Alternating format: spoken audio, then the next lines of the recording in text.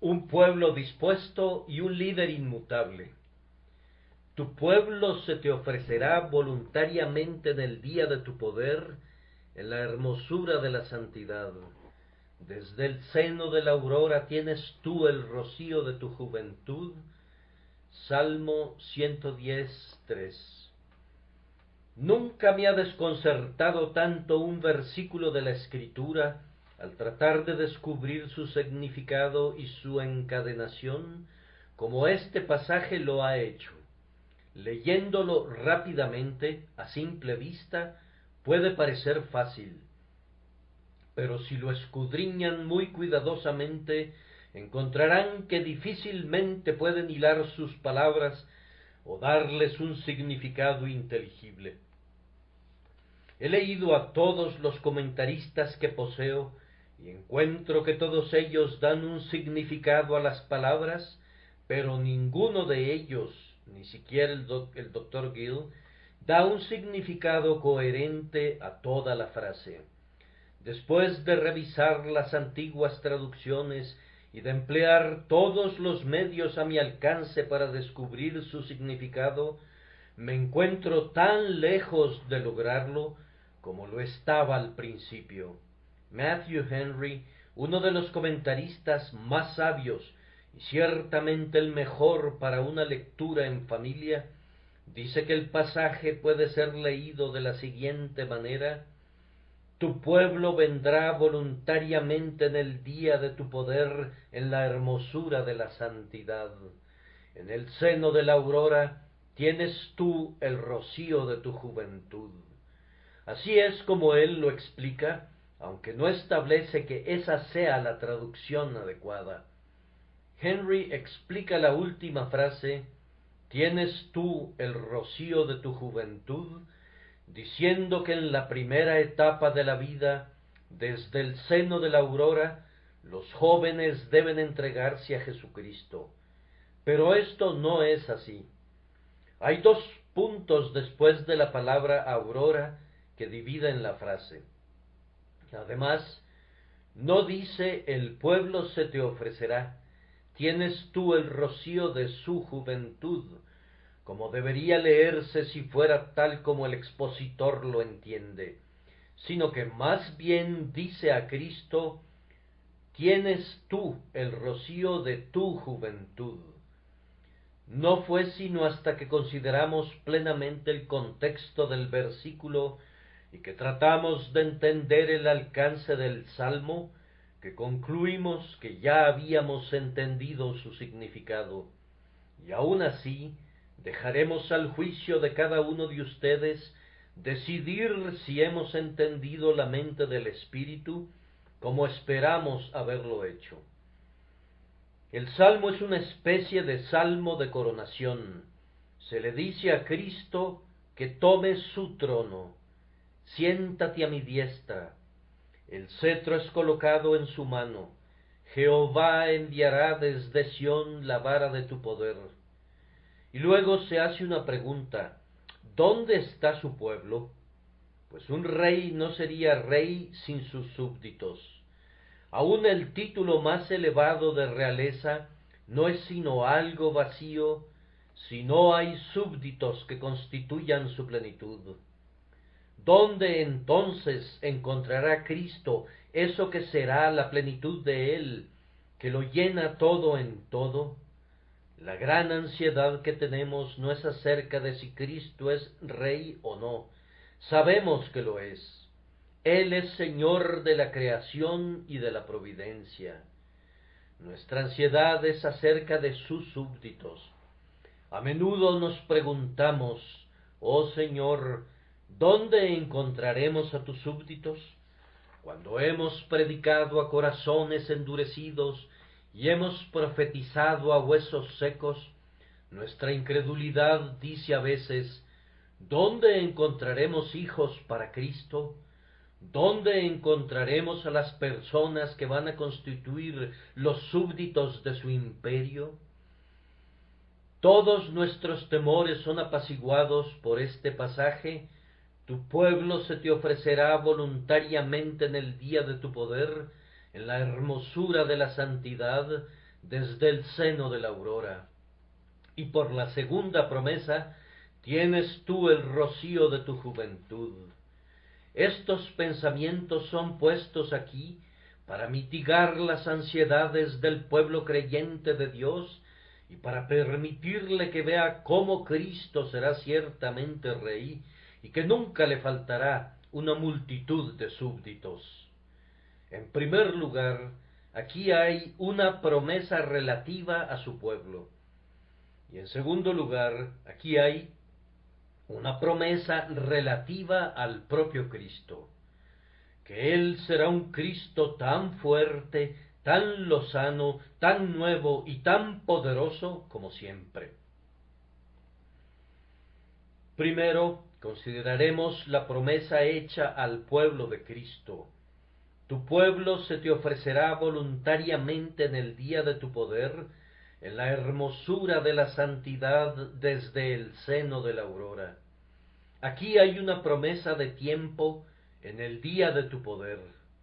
Aquí hay una promesa de pueblo, tu pueblo. Aquí hay una promesa de disposición. Tu pueblo se te ofrecerá. Aquí hay una promesa de carácter. Tu pueblo se te ofrecerá en la hermosura de la santidad. Y aquí hay una figura majestuosa que muestra la manera en que serán atraídos. Mediante una atrevida metáfora, se dice que saldrán tan misteriosamente como las gotas del rocío desde el seno de la aurora. No sabemos cómo, pero serán producidos por Dios. Tu pueblo se te ofrecerá voluntariamente en el día de tu poder, en la hermosura de la santidad. Desde el seno de la aurora vendrán. Primero, aquí tenemos una promesa relativa al tiempo. Cristo no reúne a su pueblo cada día, sino en un día en especial, el día de su poder. No es en el día cuando el hombre se siente con mayor fuerza que las almas son congregadas, pues los siervos de Dios a veces predican hasta que su autocomplacencia les dice que han sido sumamente elocuentes y poderosos y que, por lo tanto, los hombres deben ser salvados. Pero no hay ninguna promesa de que en el día de nuestro poder veremos que los hombres se reúnen alrededor de Cristo. También hay momentos en los que el pueblo pareciera tener un gran poder de buscar a Dios y en los que tiene el poder de oír, pero no hay ninguna promesa que justo cuando reine la excitación y cuando la criatura parezca tener poder, que ese día será el día de la convocatoria de Dios. Es en el día de tu poder y no en el día del poder del ministro ni de los oyentes. El día del poder de Dios, ¿cuándo es? Entendemos que es el día cuando Dios derrama su propio poder sobre el ministro, de tal forma que los hijos de Dios son reunidos por su predicación.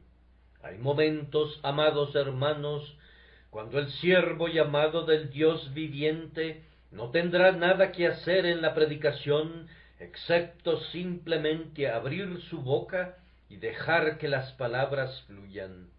Escasamente tendrá que detenerse para pensar, sino que más bien los pensamientos serán inyectados en su mente, y mientras predica, sentirá que hay un poder que acompaña su palabra. Sus oyentes también lo discernirán. Algunos de ellos sentirán como si estuvieran sentados junto a un mazo que golpea sus corazones. Otros sentirán como si la verdad se introdujera furtivamente en sus corazones para matar toda incredulidad de una forma tal que no podrían resistir ese poder bendito. Sucederá a menudo que los hijos de Dios encontrarán que la palabra va acompañada de una influencia y de un poder irresistibles. Habían escuchado previamente a ese ministro y confiaron en haber sido edificados y bendecidos, pero en ese día había una fuerza especial en el mensaje. Cada palabra cayó en tierra buena, cada golpe llegó a su destino. No hubo ninguna flecha lanzada que no hubiera llegado al centro del alma, no hubo una sola sílaba predicada que no hubiera sido como la palabra del propio Jehová, hablando ya sea desde el Sinaí o desde el Calvario. ¿Han conocido tiempos así? Esos son tiempos cuando Dios, por la manifestación de sí mismo, se agrada en iluminar a sus hijos, en reunir a su pueblo y en hacer dispuestos a los pobres pecadores. Hay también un día de poder en el corazón de cada pecador, pues hay el día general de poder que ocurre en nuestra congregación, pasa por alto a muchos, muchos por quienes tenemos que llorar, mientras cientos derraman lágrimas de penitencia, otros cientos están sentados de manera impasible e inconmovible. Mientras algunos corazones saltan de puro gozo, otros están aprisionados por los grilletes de la ignorancia y están durmiendo el sueño de la muerte. Mientras Dios está derramando su espíritu hasta llenar al borde algunos corazones listos para estallar, hay otros que están secos, sin ninguna gota de humedad celestial. El día del poder de Dios es un día de poder personal en nuestras almas, como el día de Zaqueo cuando el Señor le dijo: date prisa, desciende. No es un día de argumento de hombre, sino un día del poder omnipotente, pues Dios está trabajando en el corazón. No es un día de iluminación intelectual, un día de simple instrucción, sino un día en el que Dios entra en el corazón y con una mano poderosa doblega la voluntad y la vuelve como quiere. Hace que el juicio juzgue correctamente, que la imaginación piense como debe hacerlo y guía a toda el alma hacia sí mismo. ¿Has pensado alguna vez en qué poder es ese que Dios ejerce en el corazón de cada individuo? No hay ningún poder como ese. ¿Acaso podrá el hombre mandar a las poderosas cascadas que se congelen y se junten en cúmulos? Si le obedecieran, no habría realizado un milagro ni la mitad de poderoso como ese que Dios obra en el corazón cuando ordena las inundaciones de pecado que cesen de fluir. ¿Acaso podría yo ordenar al volcán Etna, con sus llamas y su humo, que cese sus ebulliciones? Y si llegara a aquietarse de inmediato, yo no habría hecho una obra tan poderosa como cuando Dios habla a un espíritu hirviente, enviando fuego y humo, y le ordena que se detenga. El Dios eterno exhibe más poder cuando vuelve a un pecador del error de sus caminos que en la creación de un mundo o en la sustentación de un universo. En el día del poder de Dios, el pueblo de Dios será un pueblo dispuesto. Amados hermanos, nosotros también esperamos un día de poder en el período venidero del reino de Jesucristo. Entiendo que vendrá un tiempo cuando los más débiles de nosotros serán como David, y cuando David será como un ángel del Señor. Se acerca el tiempo cuando cada pobre ministro ignorante predicará con poder, y cuando cada hijo de Dios estará lleno del conocimiento de Dios. Esperamos el feliz día cuando venga Cristo y haga que el conocimiento del Señor se difunda tan rápidamente que cubrirá la tierra como las aguas cubren el mar. A menudo nos alegramos con este tema. Bien, si laboramos en vano y gastamos nuestras fuerzas a cambio de nada ahora, no sucederá lo mismo siempre. Vendrá el día cuando el viento fresco del Espíritu llenará las velas de la iglesia y la hará navegar con rapidez, cuando la débil mano del ministro será tan poderosa como la mano del guerrero cristiano más valeroso que haya blandido jamás la espada del Espíritu, cuando cada palabra de Cristo será como ungüento derramado, esparciendo su perfume sobre un mundo pecador, cuando no predicaremos nunca un sermón que no tenga efecto, cuando, como desciende de los cielos la lluvia y la nieve, y no vuelve allá, sino que riega la tierra y la hace germinar y producir, dará fruto para la gloria de Dios. Ese fruto es la destrucción de los ídolos y el derrumbamiento de todas las religiones falsas. Día feliz, ese día de poder. Cristianos, ¿por qué no oran por ese día? ¿Por qué no piden a Dios que dé poder a su pueblo y que Cristo venga con presteza y encuentre a su pueblo dispuesto? Hay, sin embargo, otra traducción para estas palabras. Calvino las traduce: en el tiempo de la reunión de su ejército, au jour de Montreux, en el día de la revista. A veces ustedes dicen: oh, si ocurriera una gran contienda, ¿dónde serán encontrados los hombres que luchen por Cristo? Hemos escuchado a creyentes tímidos que dicen: oh, me temo que si viniera la persecución, encontraríamos a muy pocos valientes por la verdad. Pocos ministros se adelantarían valerosamente para sostener el Evangelio de Cristo. No hay tal cosa, creyente. El pueblo de Cristo estará dispuesto en el día de los ejércitos de Dios. Dios no ha tenido que pelear nunca una batalla en la que pudiera decir: no tengo soldados de reserva. Dios no ha tenido nunca una ardua campaña en la que sus ejércitos hayan sido insuficientes. Una vez el profeta dijo: después alcé mis ojos y miré, y he aquí 4 cuernos. Y dije al ángel que hablaba conmigo: ¿qué son estos? Y me respondió: estos son los cuernos que dispersaron a Judá, a Israel y a Jerusalén. Me mostró luego Jehová 4 carpinteros, y yo dije: ¿qué vienen estos a hacer?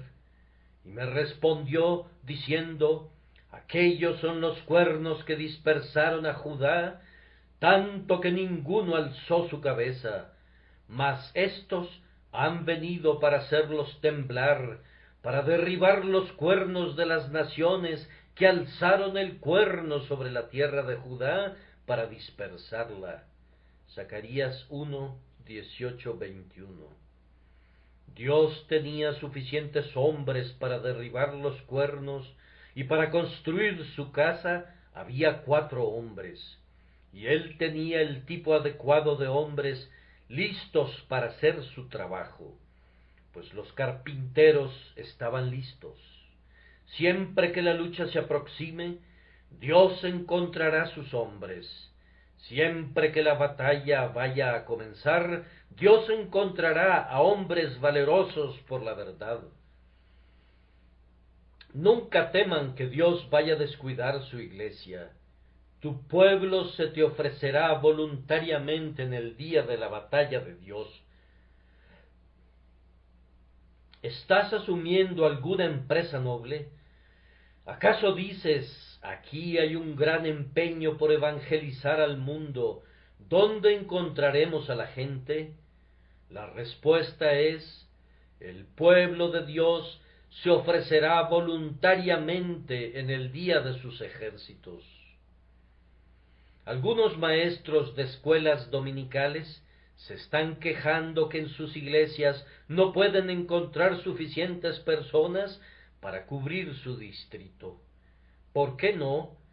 Porque no tienen suficiente pueblo de Dios, pues el pueblo de Dios está dispuesto en el día de sus ejércitos. Nosotros nos hemos quejado porque no podemos conseguir ministros para evangelizar. ¿Por qué no? Porque no están imbuidos plenamente del Espíritu del Señor, pues su pueblo estaría dispuesto en el día de los ejércitos de Dios cuando se le necesite.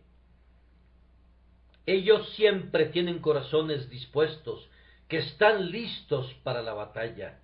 No dicen, debo consultar a carne y sangre. No, allí está el estandarte. Adelante, soldados de Dios. Allí está la batalla. Desenvainen las espadas. Ellos están listos de inmediato para la batalla.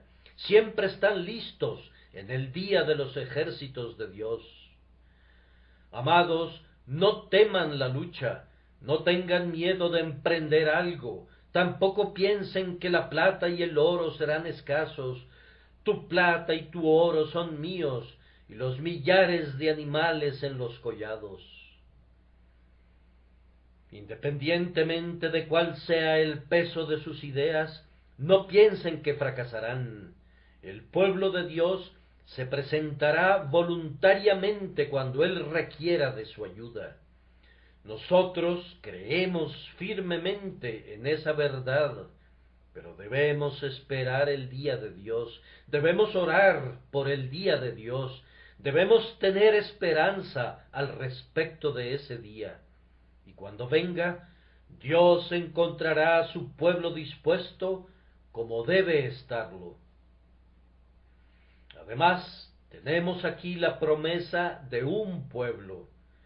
Tu pueblo se te ofrecerá voluntariamente en el día de tu poder. Nadie más lo hará.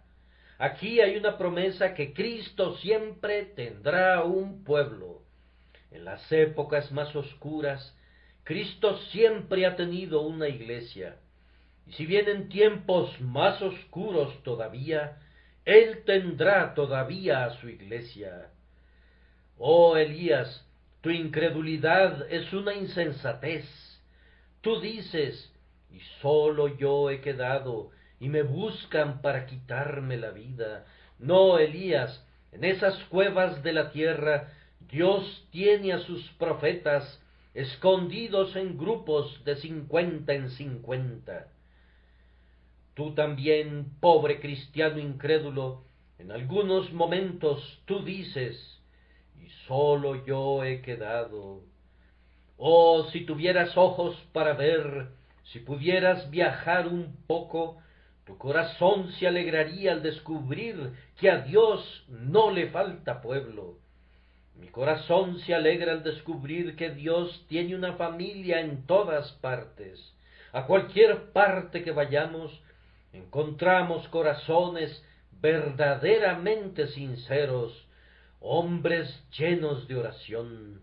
Yo bendigo a Dios porque puedo decir, en relación a la iglesia en cualquier parte donde vaya, aunque no sean muchos, que hay unos cuantos que suspiran y gimen por los dolores de Israel. Hay grupos de elegidos en cada iglesia, hombres verdaderamente sinceros que están esperando y están listos para recibir a su Señor, que claman a Dios para que les envíe tiempos de refrigerio de la presencia del Señor. No estén tristes, Dios tiene un pueblo, y ese pueblo está dispuesto ahora, y cuando llegue el día del poder de Dios, no hay temor acerca del pueblo. La religión puede encontrarse en un punto bajo, pero nunca ha estado en un nivel tan bajo que la nave de Dios pueda encallar. Podría casi llegar a ese nivel, pero el diablo nunca será capaz de atravesar el río de la iglesia de Cristo a pie enjuto. Siempre encontrará agua en abundancia corriendo por ese canal. Dios nos dé gracia para que podamos buscar a su pueblo, creyendo que está por todas partes, pues la promesa es: tu pueblo se te ofrecerá voluntariamente en el día de tu poder. A continuación llegamos a la disposición. El pueblo de Dios es un pueblo dispuesto. Adam Clarke dice: este versículo ha sido pervertido lamentablemente. Se le ha considerado como que está señalando la operación irresistible de la gracia de Dios en las almas de los elegidos, volviéndolos dispuestos a recibir a Cristo como su Salvador. Una doctrina que descarta plenamente. Bien, mi querido Adam Clarke, estamos extremadamente agradecidos contigo por tu observación, pero al mismo tiempo pensamos que el texto no ha sido lamentablemente pervertido.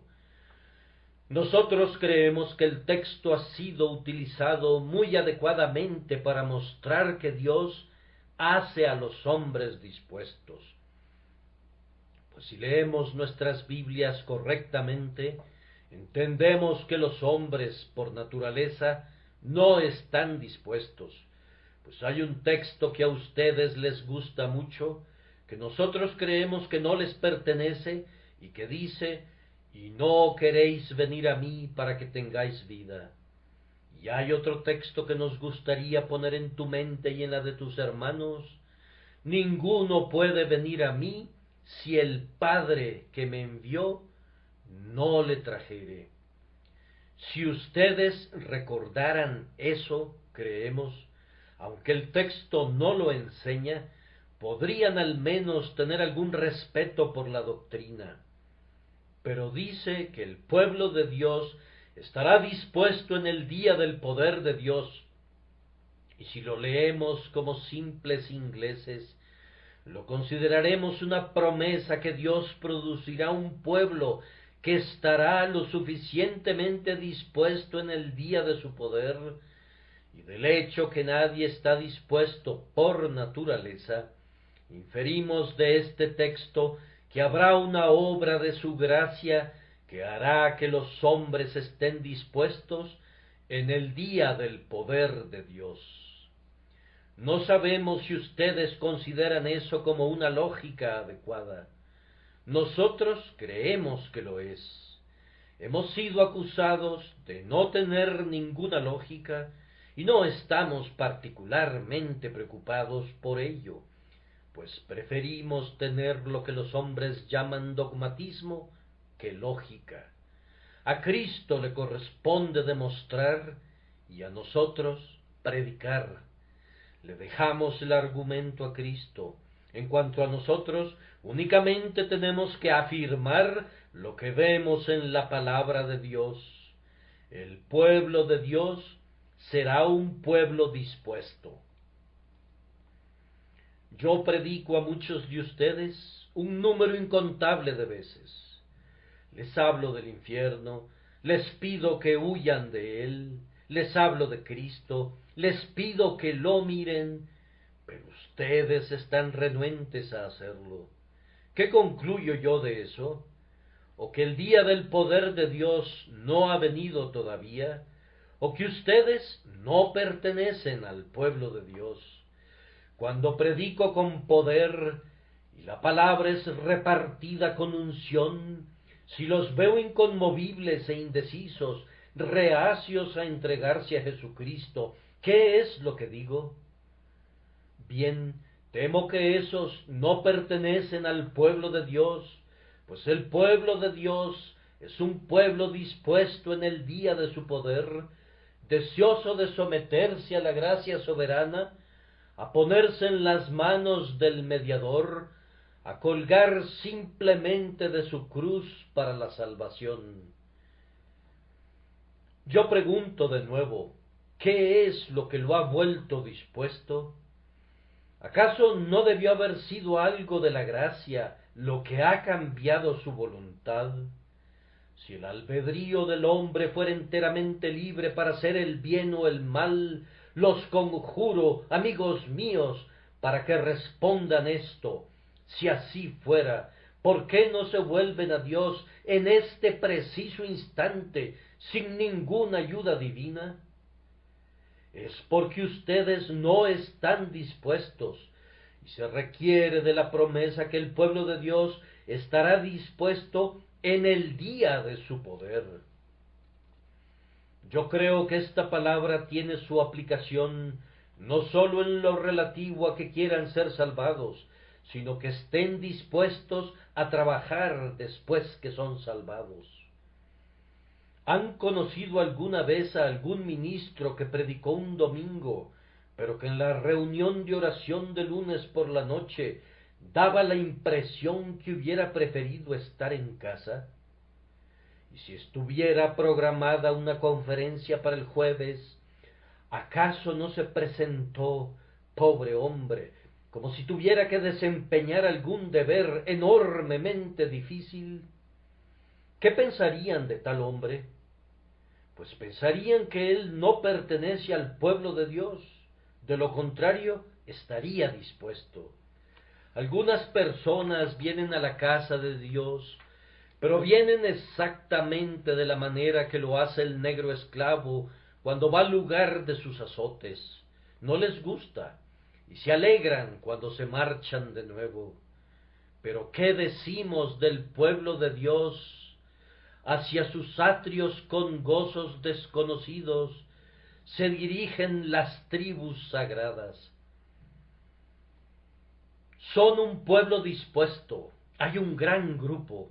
La iglesia de Dios requiere alguna ayuda. Un hombre reparte algo sin importancia como siempre lo hace para mantener su respetabilidad. Ustedes no piensan que exhiba el espíritu de un cristiano porque no está dispuesto, pero el pueblo de Dios está dispuesto. Todo lo que hace, lo hace voluntariamente, pues es constreñido no por compulsión, sino únicamente por gracia. Estoy seguro que todos nosotros podemos hacer mejor las cosas cuando estamos dispuestos que cuando somos forzados a hacerlas. Dios ama los servicios de su pueblo porque lo hace voluntariamente. Hacer la tarea voluntariamente es la esencia del Evangelio. Dios se deleita en tener como siervo a un pueblo dispuesto.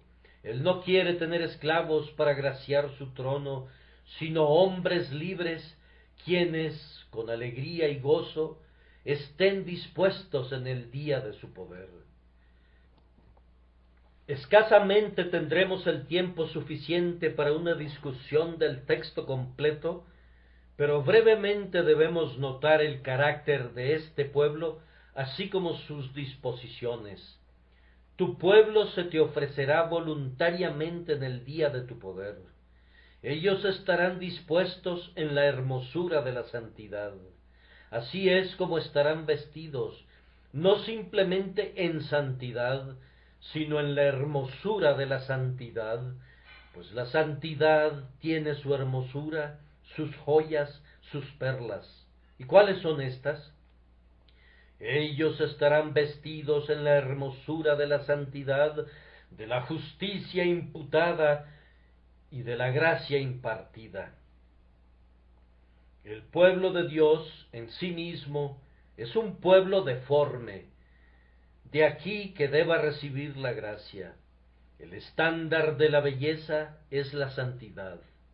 Si un ángel descendiera del cielo y llevara a Dios a la criatura más bella que pudiera encontrar, no escogería las rosas de la tierra, no recogería sus lirios, sino que subiría al cielo el carácter hermoso de un hijo de Dios, donde encontrara a un héroe abnegado, donde descubriera a un cristiano desinteresado, a un ardiente discípulo, el ángel lo tomaría exclamando: Grandioso Dios, aquí hay hermosura, tómala, esta es tu hermosura. Cuando paseamos y admiramos las estatuas y otras obras parecidas, decimos, ¡qué belleza! Pero el cristiano tiene la verdadera belleza, la hermosura de la santidad. Oh, ustedes que son jóvenes, ustedes que son alegres, ustedes que son orgullosos, ustedes piden belleza, pero ¿saben ustedes que todas las bellezas de esta tierra no pueden traerles ningún bien, pues ustedes tienen que morir y llevar una mortaja? El tiempo te robará tu lozanía, la muerte te arrastrará a la tumba. Pero si tienes la hermosura de la santidad, ésta aumentará y se tornará más hermosa y más hermosa, y entre los bellos ángeles, tú, tan bello como ellos, estarás revestido de la justicia de tu Salvador. Tu pueblo se te ofrecerá voluntariamente para pasar al frente, y será el pueblo adecuado, será un pueblo santo, vestido con toda la hermosura de la santidad. Ahora hay una intrépida metáfora que debemos explicar en último lugar. El texto dice, tu pueblo se te ofrecerá voluntariamente en el día de tu poder, en la hermosura de la santidad. Ahora ustedes entienden eso, pero ¿qué significan las siguientes palabras? Desde el seno de la aurora, pues desde el primer período de sus vidas, dicen los comentaristas, el pueblo de Dios será dispuesto.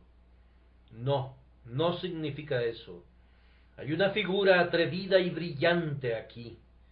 Se pregunta, ¿de dónde procederán? ¿Cómo será traído el pueblo de Dios? ¿Qué medios serán empleados? ¿Cómo se llevará a cabo? La sencilla respuesta es esta. ¿Nunca has visto las gotas de rocío resplandecientes sobre la tierra? ¿Y nunca te preguntaste de dónde procede este rocío? ¿Cómo llegaron hasta aquí, tan infinitas en número, tan pródigamente esparcidas por doquier, tan puras y brillantes? La naturaleza susurró la respuesta, vinieron desde el seno de la aurora. Así vendrá el pueblo de Dios, tan silenciosamente, tan misteriosamente, tan divinamente, como si viniera desde el seno de la aurora, como gotas de rocío. La filosofía se ha esforzado por descubrir el origen del rocío y tal vez lo ha adivinado, pero para el oriental uno de los grandes enigmas era ¿de qué seno procedía el rocío? ¿Quién es la madre de esas gotas perladas? Entonces, así vendrá misteriosamente el pueblo de Dios. Quien lo mire pasar por el camino dirá, no había nada en la predicación de ese hombre. Yo pensé que necesitaba oír a un orador. Este hombre ha sido hecho el instrumento de la salvación de miles de personas. Y yo pensé que necesitaba oír a un hombre elocuente. Pero he escuchado a muchos grandes predicadores, mucho más inteligentes e intelectuales que él. ¿Cómo fueron convertidas estas almas? Pues han venido desde el seno de la aurora misteriosamente. Nuevamente, las gotas del rocío, ¿quién las hizo? ¿Acaso los reyes y los príncipes se levantan y sostienen sus cetros y ordenan a las nubes que derramen lágrimas o las asustan hasta el llanto por medio de la percusión de un tambor? ¿Acaso marchan a la batalla los ejércitos para forzar al cielo a ceder sus tesoros y dispersar sus diamantes con generosidad? No, Dios habla. Él susurra al oído de la naturaleza, que llora de alegría por las buenas noticias, que la aurora se aproxima. Dios lo hace. No se emplea ninguna agencia aparente, ningún trueno, ningún rayo. Dios lo ha hecho. Así es como será salvado el pueblo de Dios. Ellos provienen del seno de la aurora, llamados divinamente, traídos divinamente, bendecidos divinamente, contados divinamente, esparcidos divinamente por la superficie entera del globo, divinamente refrescantes para el mundo. Ellos proceden del seno de la aurora. Ustedes habrán podido advertir en la aurora qué multitud de gotas de rocío hay, y tal vez se han preguntado de dónde proviene tan grande multitud. Nosotros respondemos: el seno de la aurora es capaz de 10,000 nacimientos de una vez. Así, desde el seno de la aurora vendrán los hijos de Dios. No se oye ninguna lucha, ningún dolor, ningún grito, ninguna agonía. Todo es secreto. Pero ellos vendrán frescos desde el seno de la aurora. La figura es tan bella que las palabras no logran explicarla. Sólo tienen que levantarse temprano una mañana, cuando el sol está comenzando a disparar sus rayos de luz en el cielo, y mirar los campos resplandecientes de rocío y preguntarse: ¿de dónde viene todo esto? La respuesta es: vino desde el seno de la aurora. Así, cuando descubran que multitudes son salvados y los vean venir tan misteriosamente, tan suavemente, tan divinamente, y sin embargo tan numerosamente, únicamente los podrán comparar al rocío de la mañana. Ustedes preguntan: ¿de dónde vienen estos? Y la respuesta es: han venido desde el seno de la aurora. Ahora, la segunda parte del texto es la más dulce, y debemos detenernos un momento en ella. Hubo una promesa hecha a Cristo relativa a su pueblo, y eso apacigua nuestros temores en relación a la Iglesia. Y aquí hay otra promesa hecha a Cristo: tienes tú el rocío de tu juventud. Ah, creyente, esta es una grandiosa fuente para el éxito del Evangelio, que Cristo tenga el rocío de su juventud.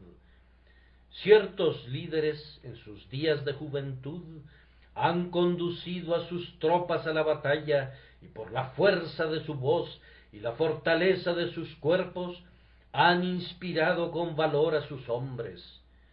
Pero el viejo guerrero tiene sus cabellos grises, comienza a estar decrépito y ya no puede guiar a los hombres a la batalla. No sucede así con Cristo. Él tiene todavía el rocío de su juventud. El mismo Cristo que condujo a sus tropas a la batalla en su primera juventud, las conduce ahora. El brazo que hirió al pecador con su palabra hiere ahora. Está tan lleno de energía como lo estuvo antes. El ojo que miró a sus amigos con alegría y a sus enemigos con una mirada sumamente dura y altiva, ese mismo ojo nos está mirando ahora con intensidad, como aquella mirada de Moisés que nunca se oscureció. Él tiene el rocío de su juventud. Oh, nos deleita pensar que Cristo fue Dios sobre todas las cosas, bendito por los siglos en su juventud, lleno del poder del Todopoderoso, y Él es exactamente lo mismo ahora. Él no es un viejo Cristo, un Cristo gastado, sino que todavía es nuestro líder. Él es tan joven como siempre. el mismo rocío, la misma frescura se encuentran en torno a él. Ustedes oyeron que se ha dicho de un cierto ministro, en sus años más jóvenes había mucha frescura a su alrededor, pero se está volviendo viejo y comienza a repetirse a sí mismo. Nunca sucede así con Cristo. Él siempre tiene el rocío de su juventud. Él, que habló de tal manera que jamás hombre alguno ha hablado como este hombre, otra vez, cuando venga para hablar de nuevo, hablará exactamente como lo hizo antes. Él tiene el rocío de su juventud personalmente. Así también doctrinalmente, Cristo tiene el rocío de su juventud. Usualmente, cuando una religión comienza es muy exuberante, pero luego declina. Miren a la religión de Mahoma. Por más de 100 años amenazó con subvertir reinos y trastocar el mundo entero, pero ¿dónde están las espadas que relucieron entonces? ¿Dónde están ahora las manos dispuestas que hirieron a los enemigos de Mahoma? Bien, su religión se ha convertido en algo viejo y acabado. A nadie le preocupa eso. Y el turco, sentado en su diván, con sus piernas cruzadas, fumando su pipa, es la mejor imagen de la religión musulmana, vieja, enferma, decadente. Pero la religión cristiana, es tan fresca como cuando comenzó en su cuna en Jerusalén, es tan robusta, tan vibrante y tan poderosa como cuando Pablo la predicó en Atenas o Pedro en Jerusalén. No es una religión vieja, ni una sola de sus partículas se ha vuelto vieja, aunque han transcurrido cientos de años. ¿Cuántas religiones han muerto desde que comenzó la religión de Cristo? ¿Cuántas se han alzado como hongos en una noche? Pero ¿acaso no es la religión de Cristo tan nueva como lo ha sido siempre? Les pregunto a ustedes que peinan canas, ustedes que han conocido a su Señor en su juventud y consideraron que su religión era dulce y preciosa, ¿la encuentran inútil ahora? ¿Encuentran ahora que Cristo ya no tiene sobre sí el rocío de la juventud? No, ustedes pueden decir, dulce Jesús, el día que toqué por primera vez tu mano, el día de mis esponsales, pensé que eras todo codiciable, y tú no eres como un amigo terrenal, no has envejecido, eres tan joven como siempre.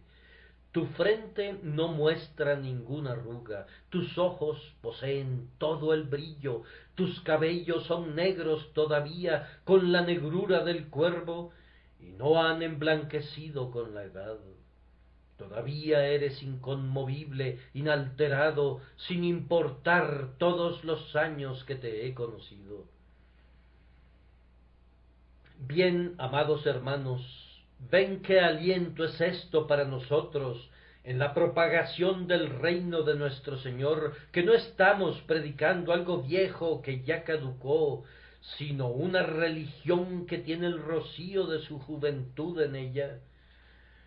La misma religión que pudo salvar a 3000 en Pentecostés, puede salvar a 3000 ahora. Yo predico la antigua doctrina, pero es tan nueva como cuando salió del tesoro del cielo. La imagen y la inscripción son tan claras, y el metal es tan brillante y reluciente como siempre. Yo poseo una vieja espada, pero no es taza rosa, aunque ha tajado y cortado a Rahab el dragón.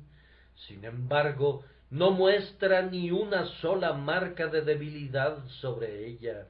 Es tan nueva como cuando fue forjada en el yunque de la sabiduría.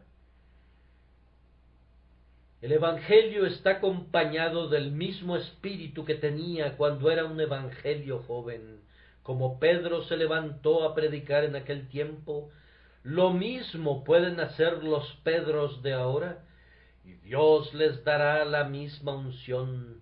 Como Pablo predicó en aquel tiempo, así lo harán los Pablos de ahora. Como Timoteo sostuvo la palabra del Señor, así la pueden sostener los Timoteos de ahora, y el mismo Espíritu Santo la apoyará. Me temo que el pueblo de Cristo no cree en esta frase, que Cristo tiene el rocío de su juventud. Tienen el concepto que los tiempos de los grandes avivamientos son idos. Se preguntan, ¿y los padres dónde están?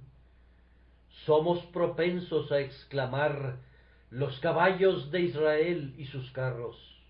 Nadie usará jamás de nuevo el manto de Elías. Nunca veremos hechos grandes y maravillosos otra vez. Oh insensata incredulidad, Cristo tiene todavía el rocío de su juventud. Está tan lleno del Espíritu Santo ahora como lo estuvo al principio, pues lo posee sin medida.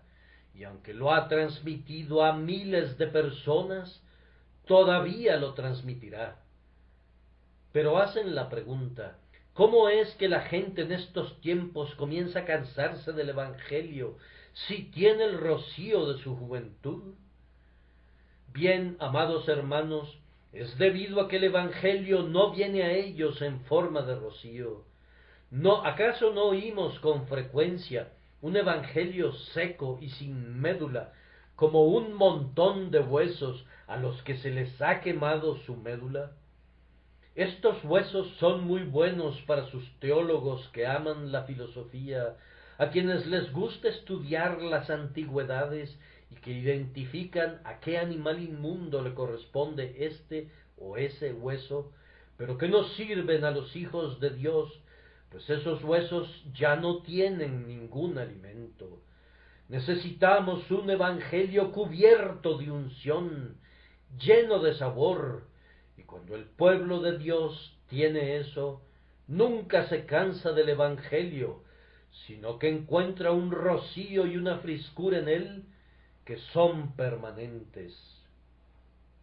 Ahora, si Cristo tiene el rocío de su juventud en torno a él, con cuánta sinceridad deberíamos proclamar su palabra quienes somos sus ministros.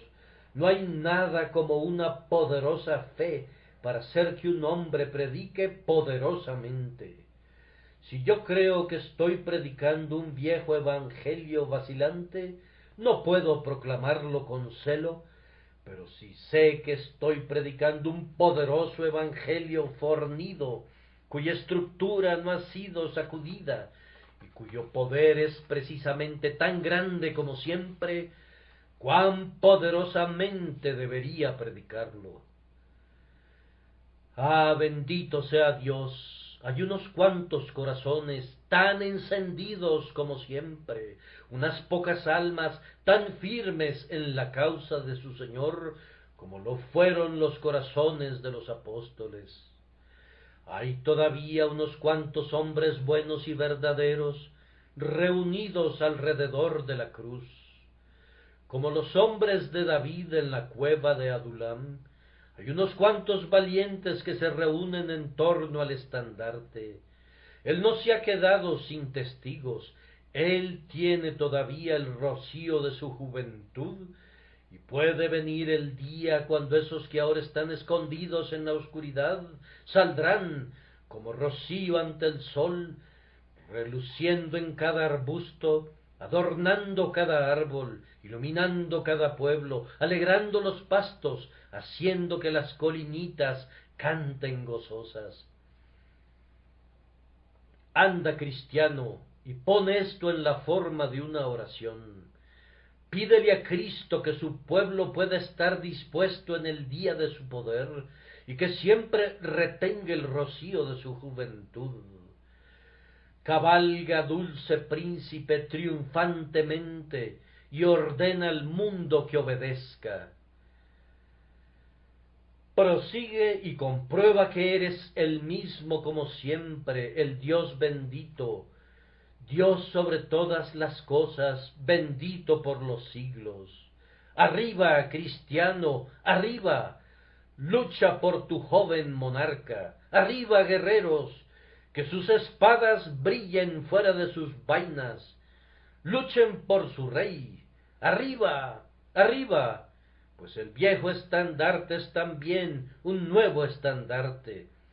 Cristo es todavía joven y todavía fresco. Que el entusiasmo de su juventud los vuelva a ceñir. Otra vez levántense ustedes cristianos de edad avanzada y dejen que retornen los días de su juventud, pues si Cristo tiene el rocío de su juventud en torno a él, les incumbe a ustedes servirle con vigor juvenil.